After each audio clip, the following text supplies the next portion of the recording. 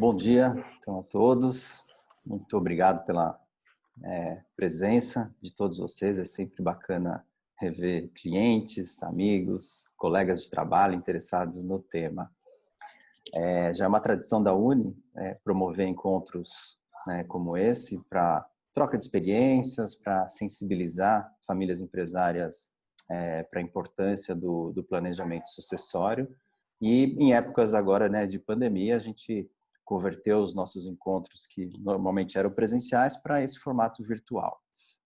E como é que a gente vai fazer? Como é que funciona esse formato virtual? Alguns aqui já participaram de outros, então já conhecem um pouco do funcionamento, mas em linhas gerais, como é que funciona? Esse é um evento que tem uma duração certa de 1 hora, tá? A gente tem um bate-papo que vai acontecer entre os moderadores. Estamos eu aqui, Rogério, a Cíntia e a Ana Rita, os 3 sócios da Uni. Nós vamos fazer um bate-papo, então, bem informal sobre o tema de hoje. Todos vocês que estão participando podem fazer perguntas pelo chat, tá? Então, na base do Zoom, bem na parte de baixo, vocês vão ver uma ferramenta que chama chat. Vocês podem encaminhar essas perguntas. A Ana está fazendo a coleta dessas perguntas que vocês vão trazer e vai inserindo ao longo do bate-papo, tá bom? Por isso, então, os microfones de vocês, a partir de agora, eles estão fechados, que é para facilitar essa interação entre os moderadores. Vamos lá, falar do tema de hoje, né? A gente escolheu o tema testamento e a gente deu esse título de mitos e verdades, né? Por quê? Por que esse tema teve essa relevância para nós, para que a gente pudesse trazer para vocês? O testamento, vocês vão ver pela fala da Cíntia, que é um dos instrumentos aí de planejamento sucessórios, né? Que é muito comentado. Ele é muito falado, mas ele é pouco compreendido, porque ele tem uma série de detalhamentos, uma série de características bastante específicas, né, que precisam ser devidamente compreendidas para que, sim, então, se faça um bom uso, né, dessa ferramenta que é o testamento. Tá?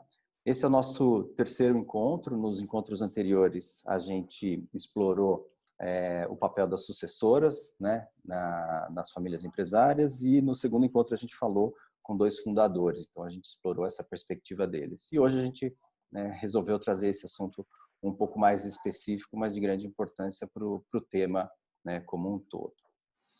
Então eu vou passar agora a palavra para a Cíntia, da Uni, que vai fazer as considerações iniciais aí do tema.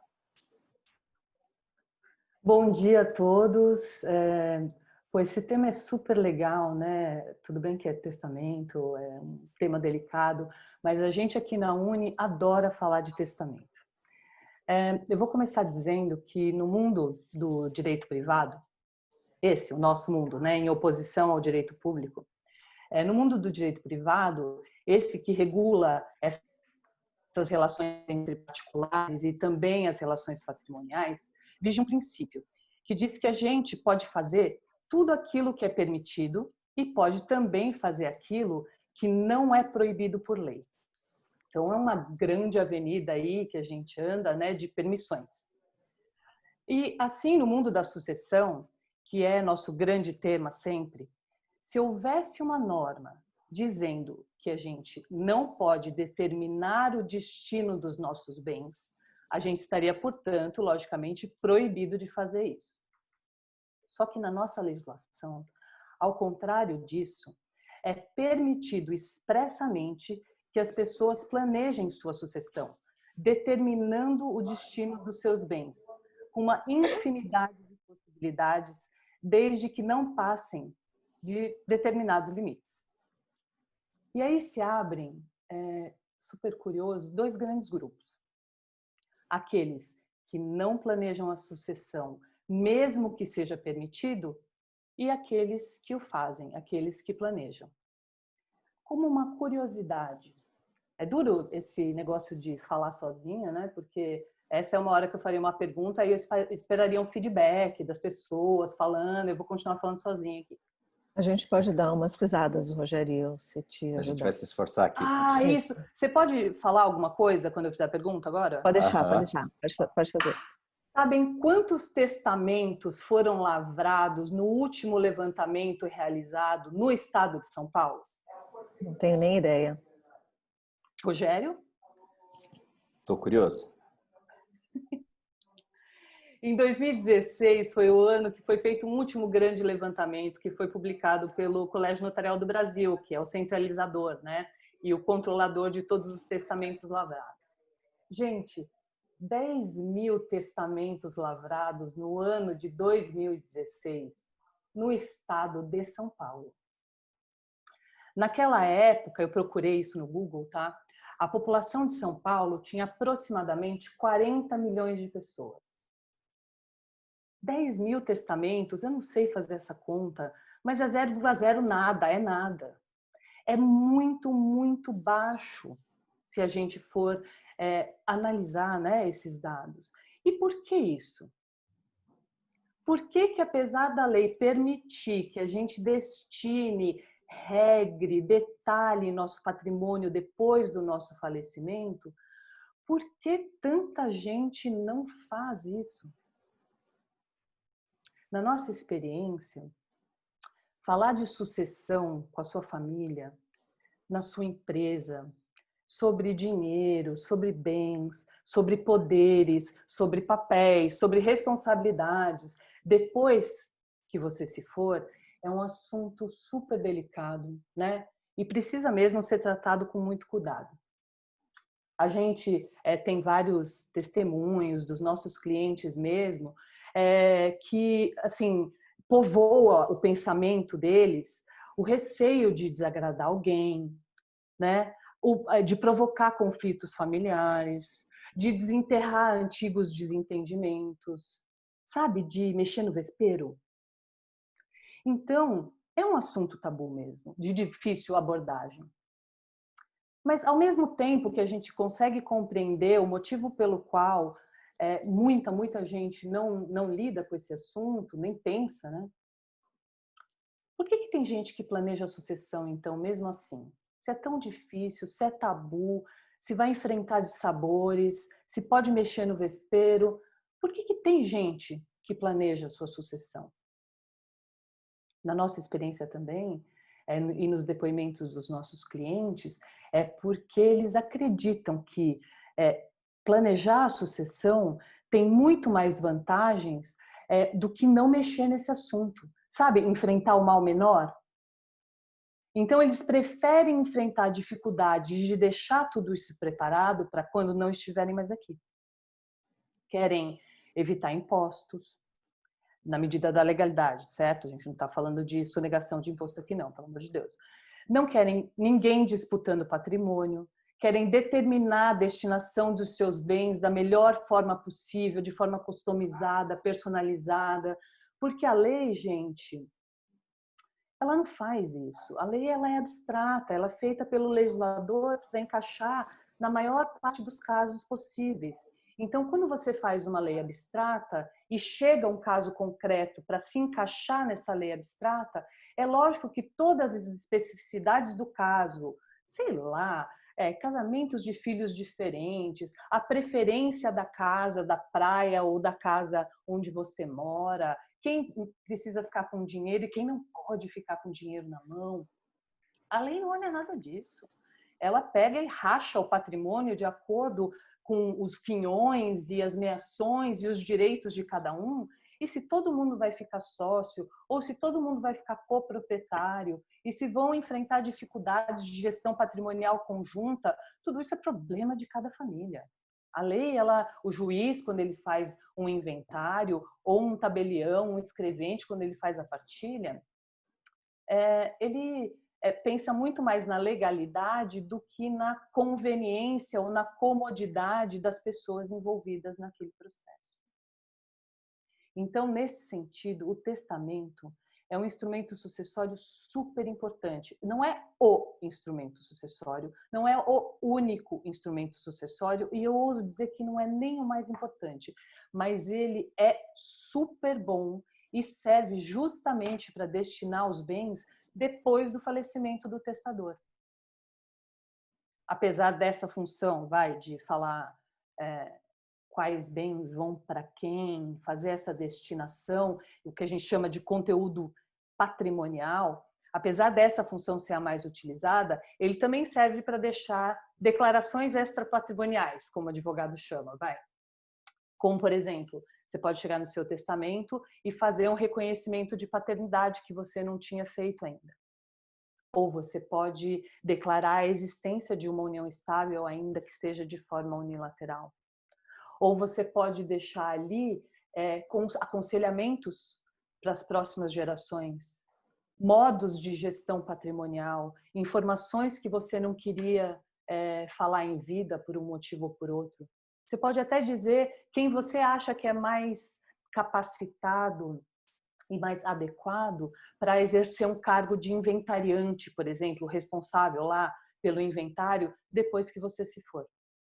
Desde que não infrinja a lei, desde que respeite os limites impostos pela lei, o testamento é uma grande página em branco, né?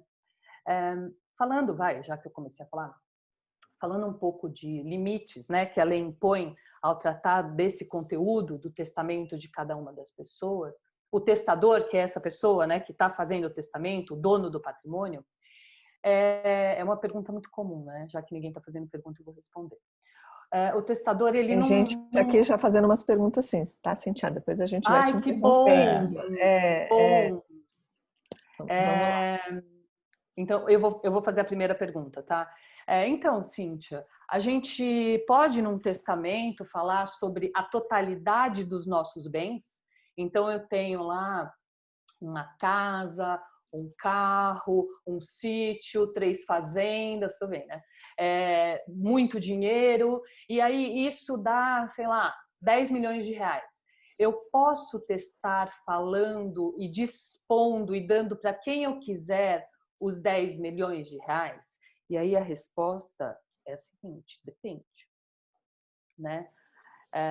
Quando uma pessoa não tem nenhum herdeiro necessário, ou seja, não tem descendentes, não pensem só em filhos, tá?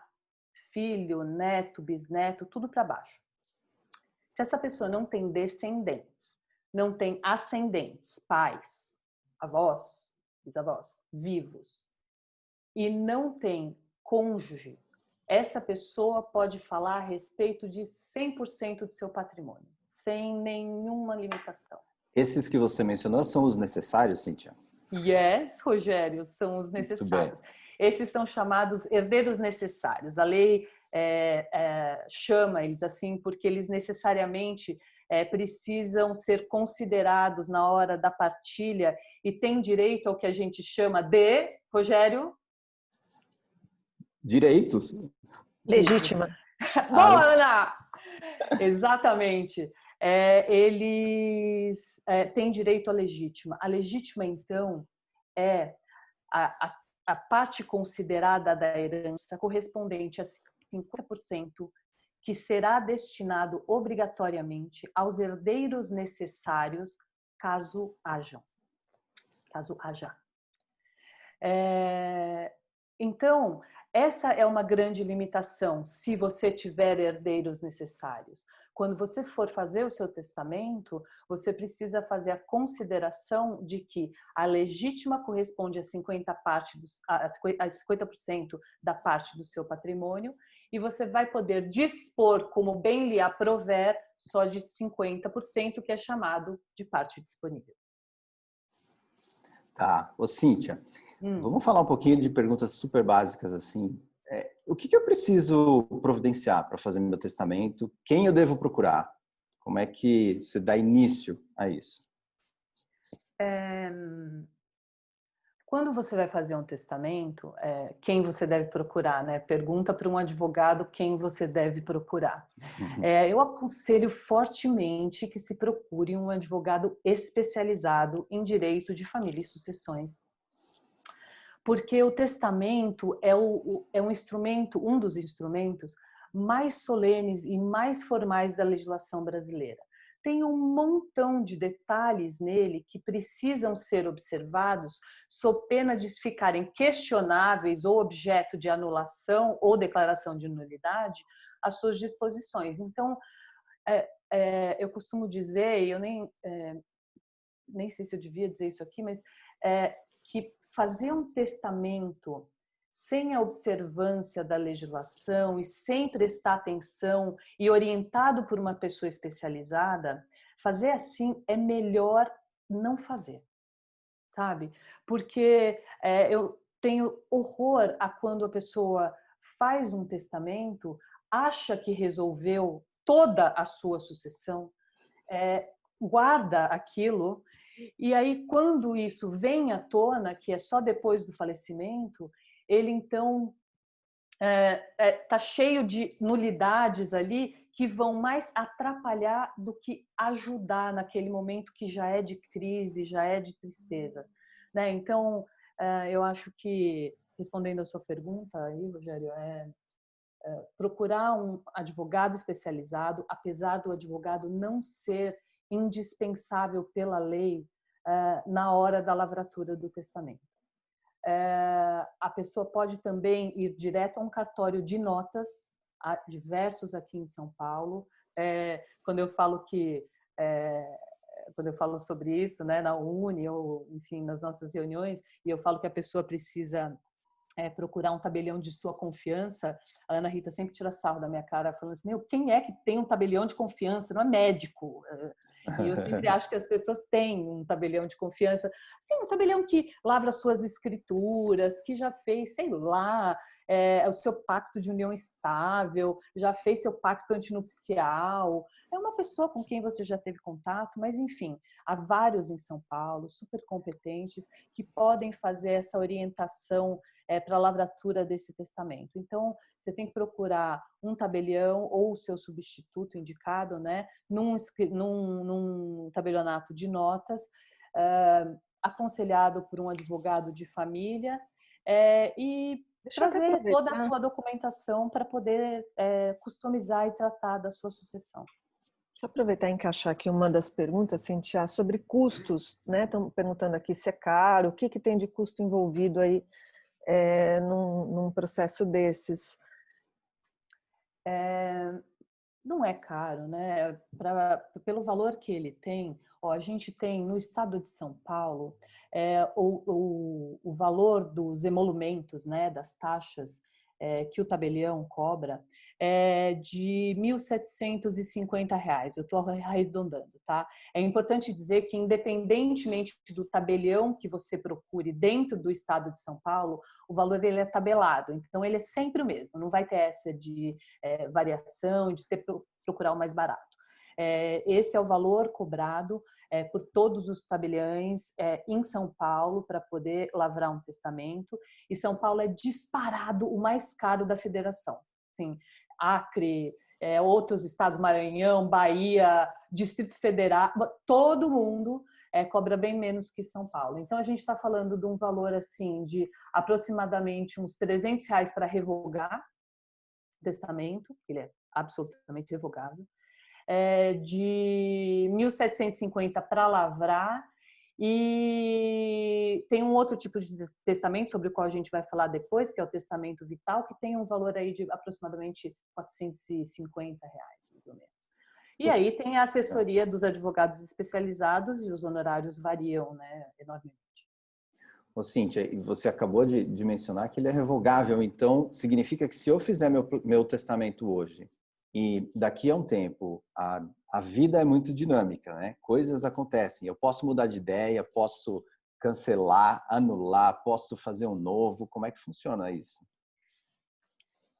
Eu falei que eu não ia falar nenhum caso, né, para não tomar o tempo, porque a gente tem um tempo limitado, mas é rapidinho. A gente tem mesmo na própria Uni uma cliente que revoga o anterior e refaz e repensa seus beneficiários praticamente uma vez por ano, né? Por que ela faz isso? Primeiro porque pode, né? Então, você escreve num testamento, como o Rogério falou, a vida é muito mais dinâmica do que o papel que é estático, né, proporciona. Então, ela vai desgostando de algumas pessoas. É uma pessoa que não tem nem ascendentes vivos, não tem descendentes, nunca teve e nunca foi casada. E ela tem um patrimônio considerável e ela fica escolhendo ano a ano as pessoas a quem ela vai se beneficiar. Então, às vezes ela briga com alguém, ou às vezes ela desgosta, às vezes e ela vai mudando. Inclusive, boa parte da herança dela está destinada a uma entidade beneficente, né? Que também é possível. Cíntia, vamos até aproveitando aí essa parte de procedimentos, formas, né, de fazer testamento. Tem uma pergunta aqui que é assim, ó, o sujeito pode fazer um testamento no Acre, morando em São Paulo? A pessoa pode fazer um testamento no Acre, morando em São Paulo, sem problema, porque o Colégio Notarial do Brasil é um colégio que unifica todos os testamentos. Então, é uma super boa pergunta, porque eu não ia falar isso. Olha só, quando você faz um testamento público, né? Você vai lá ao tabelião e aí tem todo o procedimento interno do cartório, saiu uma escritura lá de testamento, pagou, né? Saiu uma escritura de testamento. Esse testamento, então, é registrado, lavrado e registrado naquele tabelionato onde você foi. O tabelionato, ele avisa o colégio notarial que aquele testamento está lá. O teor dele não fica aberto, de jeito nenhum. Ele, apesar do nome público, ele é sigiloso.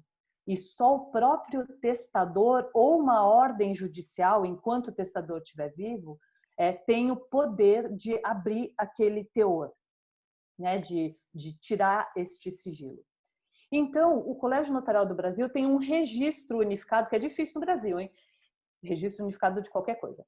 Tem um registro unificado de todos os testamentos lavrados, porque senão a pessoa falece, como é que o judiciário ou os herdeiros, dado o sigilo, saberiam que tem esse testamento? Então, um dos primeiros documentos que se tem que tirar, depois da certidão de óbito, depois do falecimento de uma pessoa, é uma certidão que se chama certidão negativa de existência de testamento. E se a pessoa lavrou aqui em São Paulo ou no Acre, esse testamento vai aparecer. E aí aparece no colégio notarial assim, tem um testamento X, está no Acre. E aí a pessoa precisa entrar em contato com este cartório do Acre e então pedir, na qualidade de inventariante ou na qualidade de herdeiro comprovado, essa certidão testamentária, né, que vai denotar o teor, e aí sim junta lá no inventário. E aí que vai ficar sabendo, né, do teor do testamento. Aliás, deixa eu falar uma coisa, antes de vocês emendarem outra pergunta. O que as pessoas pensam, né? Qual a imagem que vem à cabeça de vocês quando vocês pensam em testamento? Como só eu e o Rogério estamos com o microfone aberto, acho que a gente pode falar? Não. Olha, eu sempre penso no elemento surpresa. Você não vai deixar falar, mas eu vou falar. Eu sempre penso no elemento surpresa. O que será que está escrito? Como é que a gente vai ficar sabendo? Eu sempre penso em filme americano, todo mundo sentado numa sala grande, com uma mesa comprida, naquela expectativa. Pois é, né? Eu também tenho essa imagem, Ana. E mesmo antes de eu fazer direito, né, de eu me formar, eu acho que é filme americano mesmo. E novela brasileira também tem muito disso, né? A leitura é sempre numa sala linda, conjunta, com todo mundo ali, naquela expectativa. E aí tem um cara lá que lê, eu não sei quem é aquele cara, tá bom? Na legislação brasileira ele não existe. Então tem um cara ali lendo aquilo para todas aquelas pessoas e tem aquela comemoração, né? E tem ou aquela decepção. E aí a expectativa que se tem depositada naquela cena é que, recebeu, está recebido, é praticamente um dinheiro no bolso que entra para você, né? No momento em que é dito que você ganhou $1 milhão, nossa, daqui a 3 dias você vai ter $1 milhão na sua conta. Nada poderia ser mais distante da realidade brasileira do que esta cena, que é de causar inveja, né, em qualquer um de nós. Aqui, eu queria falar um pouco dos pontos negativos, sabe? Daquilo que, do inventário, que a gente também, do testamento, que a gente também precisa prestar atenção. O testamento, ele traz consigo uma um impedimento. Então, quando você faz um testamento, a mera existência dele fecha uma porta de velocidade muito importante no direito brasileiro, que é a possibilidade de você fazer o seu inventário, ou não você, né? Seus herdeiros fazerem seu inventário num cartório. Desde 2007, eu acho, os cartórios extrajudiciais, esses mesmos que lavram os testamentos, eles podem fazer inventários, desde que os agentes sejam maiores, desde que estejam de acordo com a partilha, desde que sejam capazes, desde que tenham um advogado constituído. Todos esses requisitos permitem que eles vão ao cartório sem o judiciário, né, que a gente sabe tem uma demora inerente, patológica também, no andamento dos processos no Brasil. Então se abriu essa grande porta, pô, vamos lá, a gente faz ali, divide como pode e tal, e acabou o problema. Quando tem um testamento, essa porta está fechada, a rigor. Há uns caminhos para se fazer, mas a rigor essa porta está fechada. Então, qual é a outra porta que resta para fazer esse inventário? O Poder Judiciário brasileiro. E aí, o que vem com ele, né? E quando você fala de Poder Judiciário e fala de testamento, você também tem que sempre ressaltar para o cliente que quando você tem um testamento, é necessário uma segunda ação. Além do inventário, você precisa fazer uma ação que se chama ação de registro, abertura e cumprimento de testamento. Então, é mais uma coisa, mais um custo, mais um processo que efetivamente vem parar na sua vida. Né? Deixa eu só comentar uma coisa aqui. A gente tem várias perguntas, seja abertas ou quem está me mandando reservada, a gente está encaixando aqui, não precisam ficar ansiosos não, tá? Estão todas aqui sob controle. Cíntia, e essa última, acho que ela encaixa bem aqui na nossa sequência. Um fulano, em filmes e testamentos e coisa e tal, algumas vezes a gente vê condições nos testamentos, não só a distribuição patrimonial, né? Do tipo, um fulano só receberá ou dentro de determinadas circunstâncias. Isso é possível na legislação brasileira? E é um mega, um mega instrumento dentro do próprio testamento, porque a gente chama isso de condições e encargos. Então, é possível você estabelecer condições de tempo, de prazo, ou condições de, por exemplo, você falar que você deixa este dinheiro para tal pessoa desde que ele seja utilizado exclusivamente para tal fim. Você pode dizer que você deixa falando de dinheiro, tá? Para não complicar os nossos exemplos. Você deixa este dinheiro para determinada pessoa, desde que com ele ela também estabeleça ali uma pensão alimentícia e com esse dinheiro pague prestações periódicas para uma outra determinada pessoa que você vai deixar indicado no testamento. Então, encargos e condições para poder receber aquele quinhão hereditário são super possíveis dentro do testamento e a gente usa direto, né? Porque pensem que, como eu falei no começo, né? Se o testamento é uma página em branco, se a gente respeitar as limitações da lei e utilizar um profissional que conhece esses ferramentais, dá para fazer com o seu patrimônio muita coisa, e aí ter um olhar super especial para pessoas hipossuficientes, às vezes para as pessoas que têm problemas mentais, ou que têm oscilações grandes, ou que têm especificidades como gastar muito dinheiro, ou não saber administrar seu próprio patrimônio, tem muita coisa para fazer aí. Quem que controla isso, Cíntia? Se tiver alguma particularidade dessa que é condicionante? Quem controla isso é o testamenteiro, é uma figura super importante no testamento, de mega, super, ultra confiança do testador, que é o dono do patrimônio. Essa pessoa é aquela que vai ser seu olho e sua visão depois que você não estiver mais aqui. Então, haja confiança, né? Você vai estar morto e não vai poder fazer nada com relação a isso. Então, é essa pessoa que vai ficar. É possível indicar um testador ou outros, porque o testador pode recusar o encargo, né? Ele pode querer e aceitar na hora que você falar, se você falar para ele, mas ele pode, no momento em que isso vier à tona, o seu falecimento, está impedido, não está afim, está com problemas pessoais. Então, é sempre recomendável que você indique mais de um, como se fosse fácil, né? Ter mais de uma pessoa desse naipe na sua vida. Mas a gente Cíntia, sempre recomenda. falando dessas questões de condições, isso me traz, né, uma outra perspectiva, que é aquela história de que não existe um testamento que é para ser usado em vida e que também você pode impor condições, especificar aspectos importantes, né, enquanto você está vivo. Você está sorrindo porque você sabe que eu adoro falar disso, né? Adora falar do testamento vital. Adoro. Odeio o nome, porque, por excelência, testamento que testa a respeito de coisas que vão vigorar somente após o seu falecimento, Jesus não poderia ser vital. Mas, para mim, isso chama escritura pública de declaração ou escritura pública de diretivas de saúde.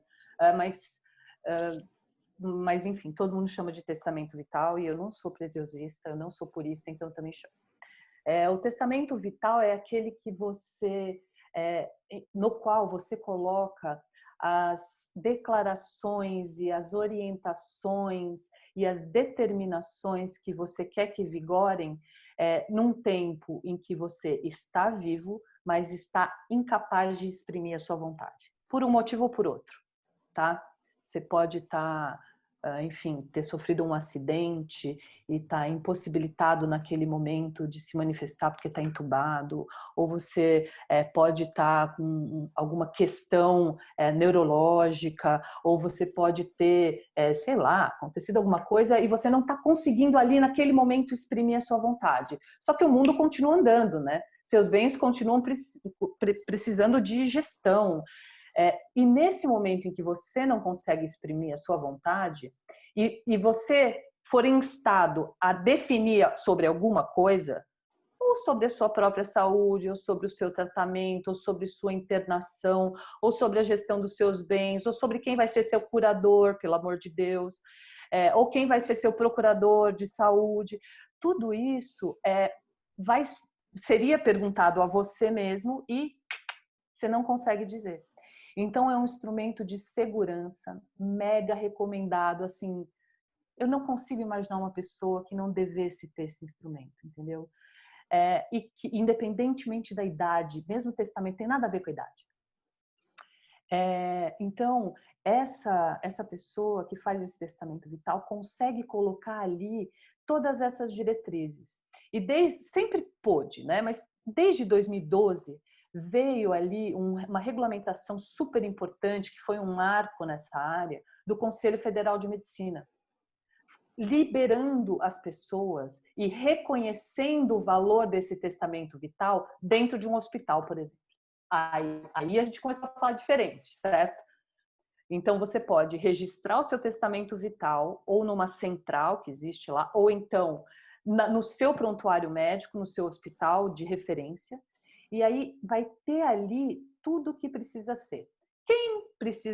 Quem deve ser ouvido e quem tem o poder de tomar as decisões em caso de você não estar podendo exprimir a sua vontade. Essa decisão dessa pessoa, também super de confiança, não preciso dizer, e bem orientada, essa pessoa tem assim, a prerrogativa de sobrepor a opinião dela tanto a opinião médica, certo? Ou como a opinião de outros familiares.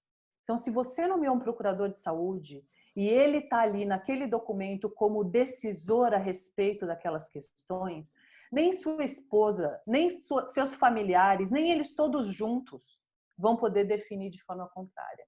E aí eu estou falando de questões assim sobre medidas de não ressuscitação, sabe? Traqueostomias, hemodiálise, transfusões de sangue. É lógico que tem aí uma zona super de penumbra, de acordo com a ética médica, do que eles devem fazer para salvar a sua vida. A gente não está falando aqui de eutanásia, nem de assistência a suicídio, porque isso é proibido pela legislação brasileira. O que a gente está falando é a respeito de medidas urgentes e extraordinárias para prolongamento da vida. Então, a pessoa tem o direito a morrer de forma natural, né? A não ter sua vida prolongada de forma artificial. E, nesse sentido, há diversas decisões, está cada vez mais forte o respeito constitucional, né? Ao direito da pessoa de morrer ali sem coisas extraordinárias no seu tratamento. Esse testamento vital não recebe só isso, recebe um montão de outras coisas, a indicação de quem deveria ser o seu curador, né?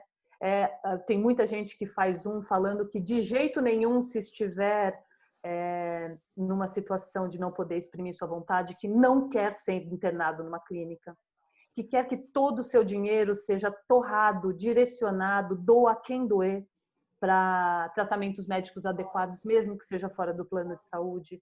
Porque na medida em que você não está conseguindo falar, se você não deixar um documento desse, outras pessoas vão decidir por você.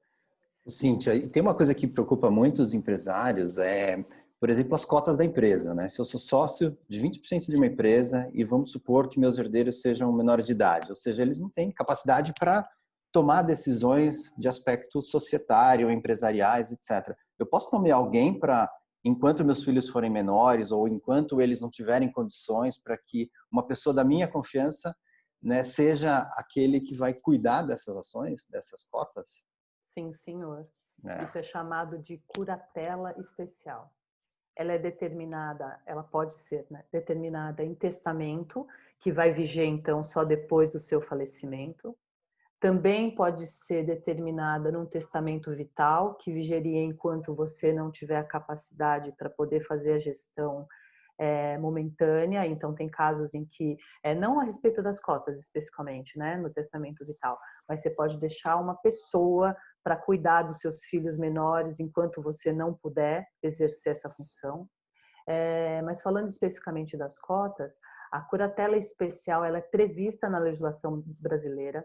Vocês imaginam que se em 40 milhões de pessoas, 10 mil em São Paulo fazem um testamento, imagina dentro desses testamentos quantos conhecem a curatela especial de cotas sociais.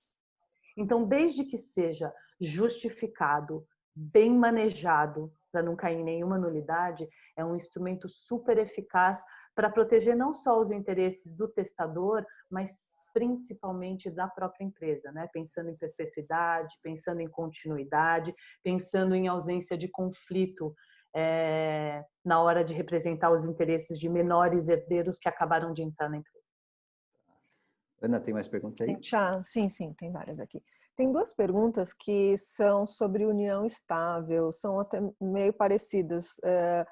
Uma delas menciona se não tiver uma união estável formalizada, né? Como é que fica o companheiro e se o testamento poderia ser usado ali,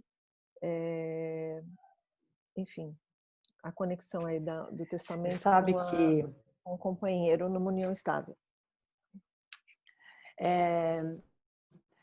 A junção, o cruzamento desses dois assuntos é bombástico dentro do direito de família e sucessões. É o assunto que está alocado assim, no meio, é o centro da zona de penumbra do direito brasileiro de família e sucessões. Primeiro, dá para entender por quê, né? A união estável é uma situação de fato. Ela é permitido pela legislação que você mantenha uma união estável sem a formalização. Ela é uma união por excelência de fato. A gente regrou o que é de fato, mas é quando duas pessoas se unem pacificamente, sem nenhuma documentação, sem nenhuma necessidade de cumprir prazo, sem nenhuma necessidade de morar junto, mas com a intenção de constituir família. Sendo que, por constituição de família, não entendam, por favor, ter filhos, porque existem diversas famílias sem filhos.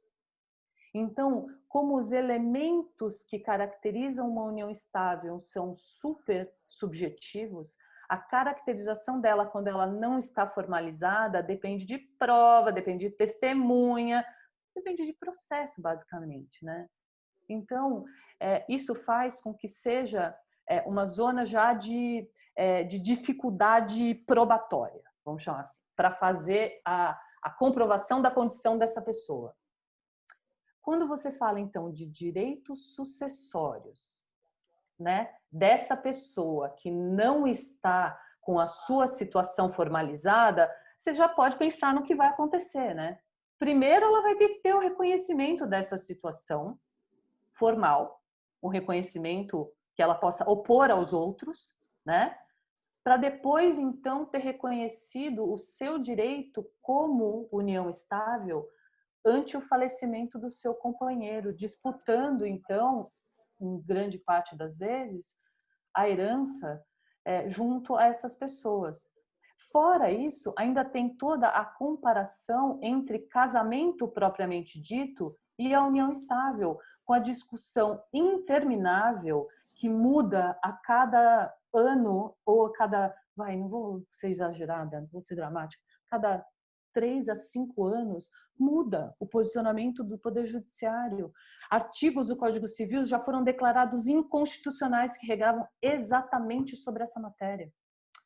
Então, não sei como que foi a pergunta, mas o que eu posso garantir é que essas duas situações, quando elas existem dentro do planejamento sucessório de alguém, elas acionam e deveriam mesmo acionar um alarme que diz: aqui é muito mais necessário, se é que isso existe, muito mais necessário endereçar essas questões, enfrentá-las e deixar isso minimamente organizado para que isso não exploda tudo no momento de crise do falecimento de alguém, acarretando anos e anos de discussão judicial enquanto o patrimônio vai pelo ralo.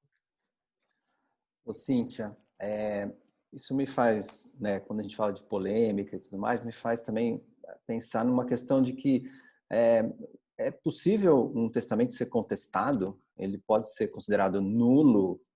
Tem prazo para isso? Quem é que pode, né, contestar? Como é que isso se dá? Geralmente os contestadores são os prejudicados, né?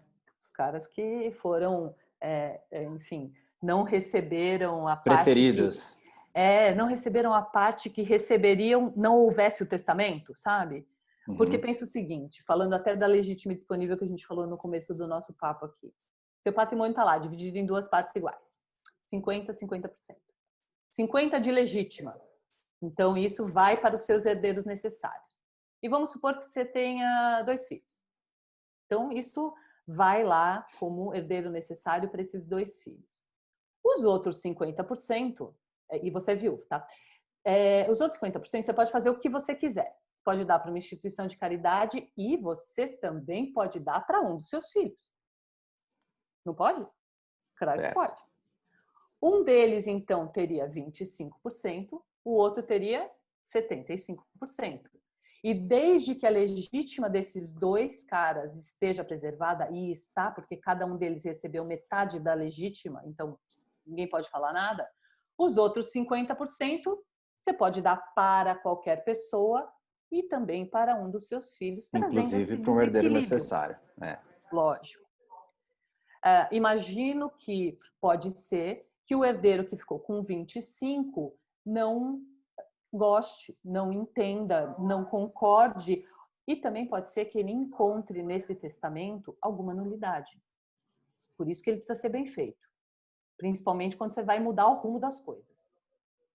Então, essa pessoa só saberia do teor desse testamento, né, dado aquele sigilo sobre o qual a gente conversou, só saberia do teor desse testamento ao final, né? Faleceu o pai, aí eles vão lá, vão puxar a certidão negativa de testamento, aparece um no Acre, ele vai lá, pega a certidão de testamento e olha e fala: por que eu fiquei com 25? E ele leva para um advogado e o advogado fala assim: mas aqui tem uma nulidade, porque isso não poderia ter sido feito, alguma outra coisa, tá? Que esteja no testamento ou alguma outra disposição. essa pessoa vai ter 5 anos. A 5 anos. partir do registro do testamento, naquela ação judicial que eu falei, ação de abertura, cumprimento, registro do testamento, a partir dessa data ele vai ter 5 anos para poder contestar de forma comprovada a anulidade. Vocês imaginam qual é o campeão de audiência em alegações de nulidade testamentária? As uniões Não. estáveis? A capacidade do testador. A hora Tá. que Se ele uma estava em pessoa... condições... Exatamente. Tanto a capacidade no sentido de não estar no seu juízo perfeito, estar senil, não conseguia pensar sobre esse assunto, como a capacidade de, não é de discernimento, mas o impacto da capacidade no sentido de que ele foi coagido ou de que ele foi levado a erro por alguma mentira que foi contada para ele. Imaginem a subjetividade desse assunto. E quanto dura a ação para fazer a comprovação dessa incapacidade? Então, aqui vai uma dica de graça. Toda vez que alguém for fazer um testamento, eu aconselharia que se passasse num médico que pudesse atestar a sua capacidade. Não precisa mostrar isso para ninguém.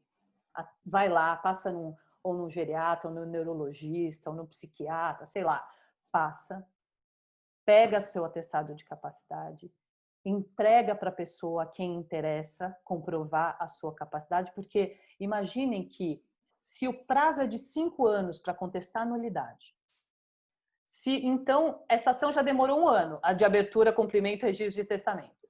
Você já morreu faz tempo, certo?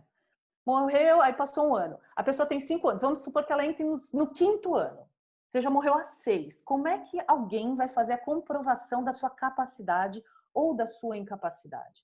Então, até para abreviar esse tempo e para proteger os termos que você dispôs lá, talvez seja super interessante pegar essa declaração e guardar. Legal. Ana, tem mais perguntas dos participantes? Tem sim. Olha, a gente já está indo para os últimos 10 minutos aqui do nosso... Então pera, deixa eu falar uma coisa antes da próxima pergunta. Sim. Vamos lá. A questão porque quando eu estava falando agora do negócio daquela sala, né? E que isso não existe, e que a pessoa geralmente vai lá, pega a certidão de testamento, e aí que o cara que tinha só 25 e o outro ficou com 75, o cara de 25 vai ler isso na casa dele, sozinho. Então ele está lendo lá, meu, por que meu pai me deixou com 25%? Por que ele deu para o meu irmão 75%? Porque no testamento não é usual que haja grandes justificativas, principalmente pessoais, familiares, para que ele só aparece o resultado, né? E aí vem uma coisa que é uma reflexão, não é uma crítica ao testamento, não. Espero que vocês não entendam assim, mas é uma reflexão que eu acho que todo mundo deveria fazer. O testamento, a grande característica dele é que ele é unilateral. Eu falei isso outro dia para alguém que está aqui, a pessoa vai lembrar. É o epíteto, é o cúmulo da última palavra, porque ela só vai ser aberta depois que você não estiver mais aqui. Então, pior do que ser a última palavra, porque quando você dá uma última palavra sobre alguma coisa, você bate na mesa, sai andando e tudo bem, a pessoa pode te ligar depois, sabe? Pode te mandar uma carta, pode te mandar um e-mail, pode trocar um WhatsApp, mas quando você deixa uma questão patrimonial definida, ou faz uma declaração, ou reconhece um outro filho, sei lá, ou declara a existência de uma união estável que você não tinha comentado com ninguém, dentro de um testamento, e a pessoa só fica sabendo depois que você morreu, a gente já presenciou, né, na Uni, diversas pessoas super magoadas, e mágoa essa que poderia ser tratada, poderia ser conversada, poderia ser discutida, poderia ser enfrentada, mas não dá mais, porque a pessoa que disse já não está mais aqui. Então, essa unilateralidade, essa falta de diálogo, essa falta de planejamento sucessório construído de forma coletiva e inclusiva, colaborativa, né, pode sair pela culatra às vezes. Em vez de poupar distúrbios, né? Em vez de trazer harmonia, pode trazer exatamente o contrário. É o que eu costumo chamar de sucessão por imposição, né? Esse nunca é o melhor caminho. O melhor caminho do planejamento sucessório é buscar conciliar, né? Consensar a respeito disso. E nunca deixar Planejamentos, para né? o minuto final, né? Nos planejamentos, né, Rogério? Senão eles vão achar que testamento não presta, não é isso. É que quando ele é usado como único instrumento para planejar a sucessão e contém tudo o que você tem a dizer a respeito do seu patrimônio, da sua empresa, dos seus bens e dos seus herdeiros.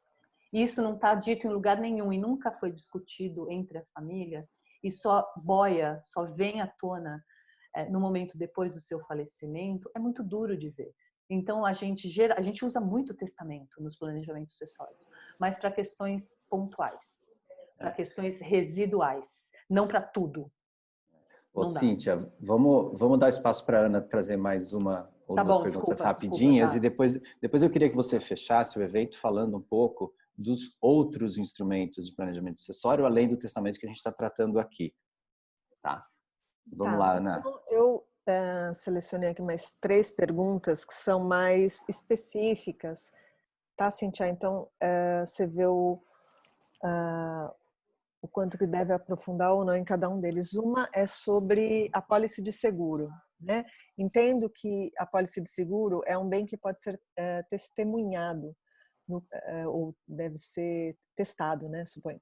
No caso de haver várias apólices, elas podem ser destinadas a herdeiros não diretos?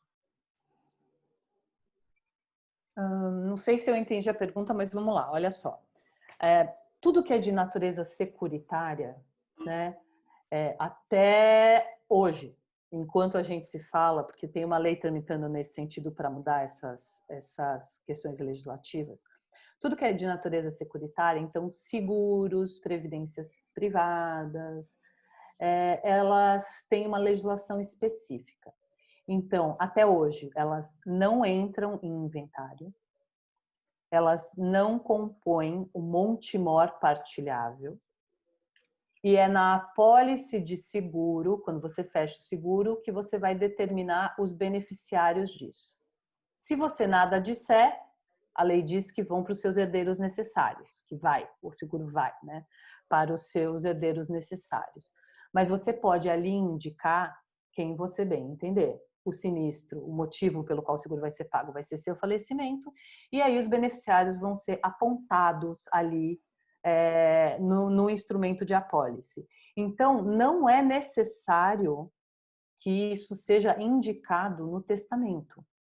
A não ser que na apólice você não tenha dito e na hora do testamento você lembra e fala, olha, no seguro X, Y e Z, eu quero que eles sejam direcionados por ocasião da minha morte, não aos meus herdeiros necessários, porque eu estou com vontade, mas a Zezinho, Guinho e Luizinho. Ótimo, vai valer, entendeu? Mas não que seja uma imposição ou uma necessidade. Você pode muito bem fazer a declaração na própria apólice.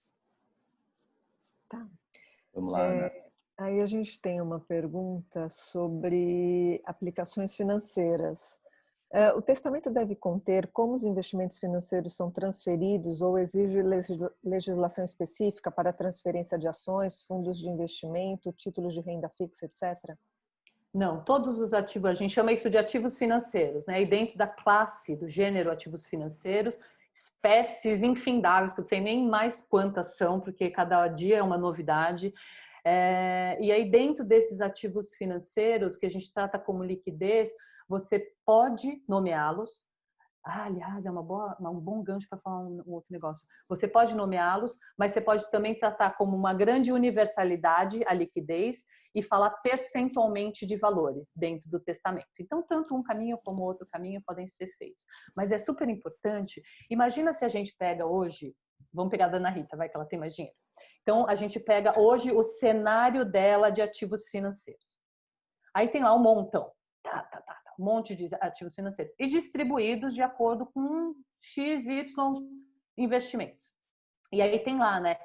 FIC não sei das quantas, o nome dos investimentos e os bancos custodiantes. ou os bancos depositários. E as ações, ação X, ação Y. Eu posso pegar cada uma dessas coisas e destinar para alguém? Claro que eu posso. Só que, como o Rogério bem disse durante aqui o nosso bate-papo, a vida é dinâmica, minha gente. Haja pandemia para dizer. Então, quem foi que não saiu correndo e não tirou seus ativos de determinada aplicação e botou em outro? Aí, toda vez que você fizer essas transferências e toda vez que você mudar o dinheiro de lugar, vai ter que fazer um novo testamento, né? Então, a moral da história com relação a esse tópico é o seguinte: toda vez que você testa a respeito de um bem, seja uma previdência privada, ou um ativo financeiro diferenciado ou um bem imóvel, isto nunca quer dizer, e quando eu digo nunca, advogado quase nunca fala nunca, né? Nunca quer dizer que esse bem está vinculado àquela pessoa de forma que você perde a disponibilidade sobre ele. Então, se eu deixo a minha casa porque eu estou com vontade, dentro da minha disponível para o guinho, no momento em que eu falecer, se eu já tiver vendido essa casa porque eu posso, estou com vontade, eu posso vender porque é minha. Então, eu vendo a minha casa e aí, quando abre o testamento, o guinho vê: nossa, eu tenho uma casa, porque ela deixou para mim uma casa. E ele vai procurar casa, o guinho não tem mais casa porque eu vendi há 5 anos atrás. Tem alguma nulidade aí? Não. Eu fiz alguma coisa, eu como testadora, fiz alguma coisa errada? Não. Bem é meu. Então, nesse sentido, aplicações financeiras, essas coisas, a gente quase nunca recomenda que sejam colocados de forma nominal, porque essa dança que é necessária para boa gestão de ativos financeiros impede a individualização, ou não recomenda, a individualização em testamento. Ótimo. Cíntia, a gente está caminhando para o final. Acho que seria bem didático, né, você mencionar, enfim, outros instrumentos de planejamento sucessórios que são complementares e também tem sua importância, né, dentro de um contexto amplo aí de planejamento sucessório, né? Quando a gente começa a falar de planejar a sucessão, como eu falei lá no começo, né, a gente tem uma permissividade da lei, no âmbito do direito privado, tudo aquilo que não é proibido é permitido. Então, nesse manejo patrimonial, e dentro do patrimônio, falando também de cotas e da empresa que você demorou a vida aí para construir, dentro dessa permissividade, tem uma infinidade de coisas e customizações que podem ser feitas. E a gente usa o testamento para isso? A gente usa. Só que é ele que é complementar e residual a outros instrumentos mais robustos, sabe? Para poder fazer essa personalização. E tem muita gente que acredita que você planejar sua sucessão em vida é extremamente custoso, ou que vai mexer em feridas, como no testamento, né? Ou que vai ter que desagradar pessoas, ou que é melhor ficar quieto e deixa as coisas irem, porque a gente ouve muito isso, né? Depois de morto eu não vou estar aqui mesmo, e as pessoas se viram. Só que quando a gente está falando de perpetuidade de empresas familiares, principalmente, ou mesmo de patrimônio, né, em copropriedade, em futuras sociedades entre sócios que não se escolheram, quanto mais a gente se precaver, e quanto mais a gente se regrar esse futuro e fazer combinados, melhor. Então, nesses planejamentos que a gente tem feito, a gente usa tanta coisa, né? A gente usa reorganização societária, a gente usa reorganizações patrimoniais, a gente usa memorandos construídos conjuntamente de entendimentos familiares, sabe? A gente usa o acordo de sócios, a estruturação de governança dentro. Tem? Quer fazer? Não, né? Não dá? Não, só falava como é que entra a história da holding e testamento. Eu não tinha feito pelo tempo, mas acho que encaixa aí nessa última. A grande sacada da holding, porque ninguém está inventando a roda, e holding sempre traz uma nos tempos que a gente vive hoje, né, uma coisa parece ilícita ou de grandes corporações, não é nem uma coisa nem outra. Holding é um CNPJ aberto para deter participação em outras empresas. E por que é um grande instrumento de planejamento sucessório? Porque a holding não morre. Holding é uma pessoa jurídica. Então, ela não está sujeita a inventário. Então, tudo que você coloca dentro dela, da forma correta, com orientação especializada, tudo que você põe dentro dela sai do seu patrimônio e vira do patrimônio da holding. Então, tudo isso que passou para lá não entra no seu inventário. E por que a gente quer escapar do inventário? Porque ele é custoso, porque ele é demorado, porque ele traz divergência. E aí, quando você coloca na holding e regra dentro da holding o que tem que acontecer com aquele patrimônio que está lá dentro, via acordo de sócios, aí a gente está falando aí sim, né, de um planejamento mais robusto, e que não é necessário ter trilhões, nem milhões para justificar uma estrutura como essa.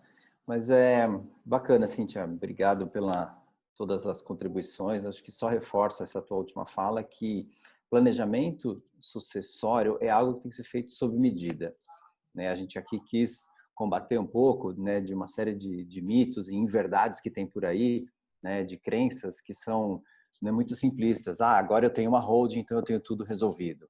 Ou eu fiz o meu testamento, tá tudo certo. Ou eu tenho o meu acordo e agora a gente tem tudo pronto, não preciso me preocupar com mais nada e tá tudo certo, né? O planejamento sucessório é algo bastante complexo e é algo que tem que ser feito, né, usando de todos os instrumentos disponíveis, mas eles têm que estar super coerentes para atender aquelas vontades identificadas, os desejos identificados aí de cada família, de cada pessoa.